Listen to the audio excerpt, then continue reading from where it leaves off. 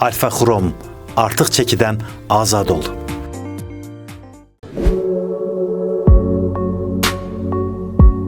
Neumovakin, çaydan imtina etdim və özümü sağlam hiss etməyə başladım.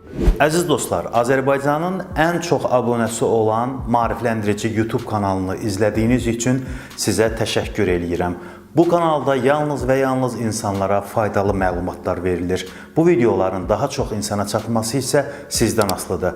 Videomuzu bəyənsəniz, şərh yazsanız və kanalımıza abunə olsanız, bu videolar daha çox insana çatacaq və daha çox insan bu videolardan faydalanacaq. Yeməkdən sonra isti çay içməyi xoşlayırsınız?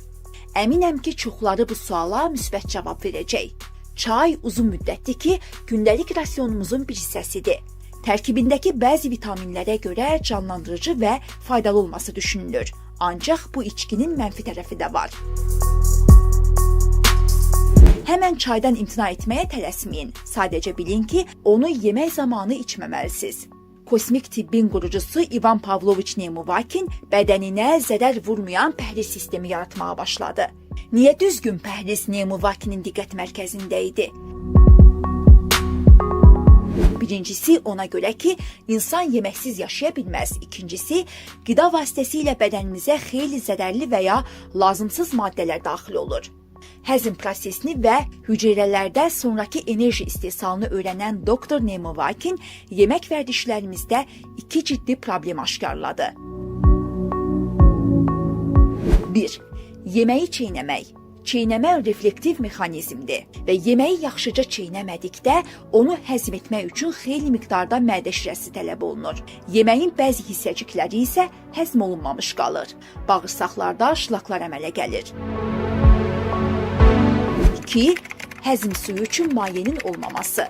Hüceyrələrin həyati fəaliyyəti üçün çoxlu maye lazımdır. Maye olmadan onlar lazımi enerji ehtiyatlarını formalaşdıra bilmirlər. Lakin burada söhbət bütün mayelərdən getmir. Eləsi var, hüceyrələrdə imkan vermir ki, enerji mübadiləsinin bütün proseslərini başlasın. Məsələ ondadır ki, çayın, kofenin, qazlı içkilərin tərkibində olan əlavə maddələri emal etmək üçün su sərfiyyatı tələb olunur. Həmçinin bu içkilər bədəni çirkləndirir və hüceyrələrin fəaliyyətini azalda bilir. Yemək zamanı və ya dərhal sonra bu içkilərin istifadəsi mədə şirəsinin azalmasına gətirib çıxarır. Nəticədə həzm prosesinin surəti və səmərəliliyi minimuma enir. İlkin hüceyrə proseslərini öyrənən Dr. Neumovakin bu problemin həllini tapdı.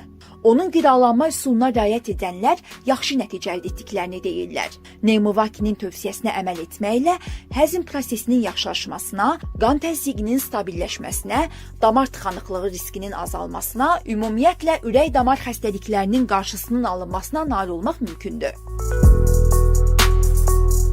Çayı nə əvəz edə bilər?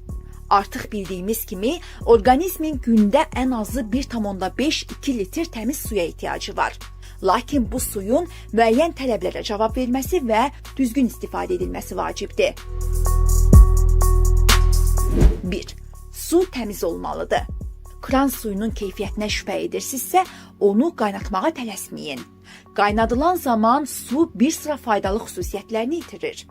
Onun yerinə axşam bir qazan su doldurun, bütün gecəni durulmağa qoyun. Ertəsi gün keyfiyyətli suya sahib olacaqsınız. Səhər qazanın həcminin 2/3 hissəsi qədər suyu başqa bir qaba ehtiyatla boşaldın. Qalanını isə atın. Bu suyun çöküntüsüdür. 2. Suyu sərin və ya isti içmək isə hər kəsin özünə məxsus qida vərdişi sayılır. Lakin ən yaxşısı otaq havasında olan su içməkdir. Bəs nə vaxt su içmək lazımdır? Bir çox insan yemək boşqabının yanında ən azı 1 stəkan su olmasına adət edib. Bir qaşıq yeməkdən yeyir, bir udum sudan içir. Bu yanlışdır. Çünki yeməklə birlikdə və ya həmən sonra içilən su qidanın aktiv həzmi zamanı mədə şirəsini duruldur.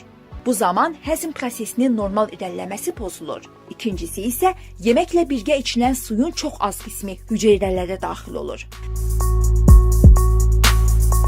Bəs düzgün içmə rejimi necədir?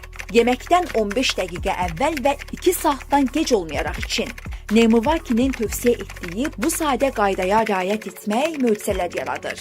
Həblərdən asılı olan insanlar qurtulur, normal qidalanan hüceyrələr sayəsində xroniki xəstəliklər yaranmır. Düzgün içmə rejimi ilə qəbul edilən suyun faydaları bununla da bitmir. Qida maddələrinin həzmini və mənimsənilməsini normallaşdırır. Ateroskleroz və tromboz riskini azaldır. Ürəyin işi normallaşır. Hipertoniya azalır. Lazımincə qidalanmış hüceyrələr sayəsində beyin oksigen ehtiyacı yaşamır. Orqanizmdə enerji yenilənməsi baş verir.